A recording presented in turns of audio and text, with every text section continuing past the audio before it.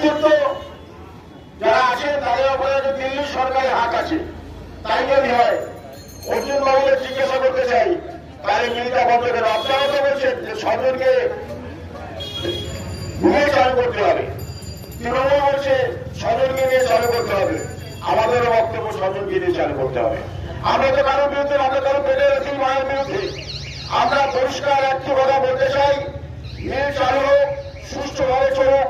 আমরা কারোর পেটে লাথি মারার বিরুদ্ধে। কোনো মানুষ তাকে শাস্তি দিন, তাকে কাজে রেখে শাস্তি দিন, তার কাজটা কম করে দিতে পারেন।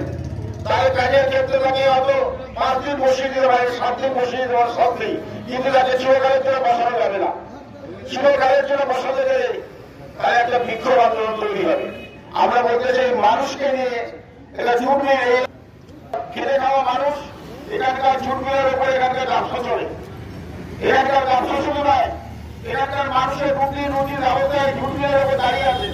সারা পশ্চিমবঙ্গের কয়েক জায়গা বন্ধ হয়ে গেছে, সব জুট মিল ম্যাক্সিমাম জায়গায় জুট মিল বন্ধ।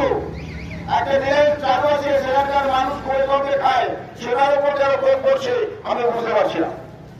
এর বিরুদ্ধে আন্দোলন তৈরি করতে হবে। রাকেশ সঠিক কথা বলেছে, কোনো পথ নেই। এই আন্দোলনের মানুষের আন্দোলন তৈরি করতে হবে, যে মানুষ একটা কথা সত্য করে বোঝে যে অন্যায় অনেক উপায়। যে ইন্দিরা গান্ধী প্রকৃত দেশভক্ত ছিলেন, দেশমাতা ছিলেন, তিনি চালিয়ে কারণ করে রাজি করুন। তিনি গরিবের জন্য ব্যাংক জাতীয়করণ করেছিলেন, তিনি গরিবের জন্য রাজস্ব ভাতা নিয়োগ করেছিলেন।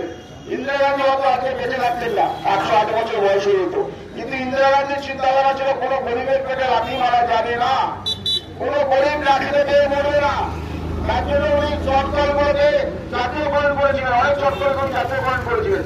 চটকলের জন্য উনি স্পেশাল প্যাকেজ তৈরি করেছিলেন, রাজীব গান্ধীও করেছিলেন।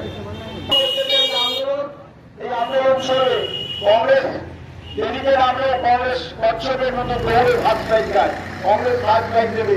এই আন্দোলনের শ্রমিকদের সাথে কংগ্রেসের ঝান্ডা আছে, আইন চুক্তির ঝান্ডা আছে, কংগ্রেস থাকবে লড়াইয়ের ময়দানে। আপনারা যেভাবে থাকবেন, কংগ্রেসের কর্মীরা নেতারা আপনাদের পাশে থাকবে। এই জুট মিলের মানুষের জন্য কংগ্রেসের লড়াই থাকবে। এইটুকু বলে সবাইকে প্রণাম, অভিনন্দন এবং ক্ষুদ্র বক্তব্য শেষ করছি।